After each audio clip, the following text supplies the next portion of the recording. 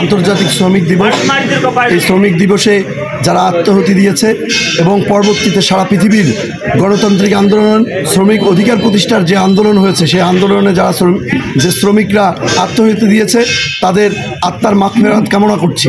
পাশাপাশি আজকে যে প্রতিপাদ্যটাকে সামনে রেখে মহান শ্রমিক দিবস পালন হচ্ছে, আজ থেকে 100 বছর আগে হেগ শহরে যে আন্দোলন হয়েছিল, যার কারণে আজকে আমরা শ্রমিকরা অধিকার দিবস হিসেবে পালন করছি, তাদের অধিকার আজও বাংলাদেশের মাটিতে প্রতিষ্ঠিত হয়নি।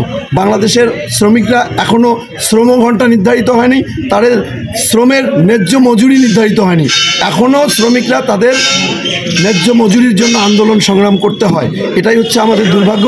আগামী দিনে আমরা হাতীবান্ধা পাটগ্রামের জনগণ ঐক্যবদ্ধ হয়ে সমস্ত শ্রমিকের অধিকার আদায়ে আন্দোলন সংগ্রামে ঐক্যবদ্ধভাবে আন্দোলন সংগ্রামে সমবেত হব ইনশাআল্লাহ।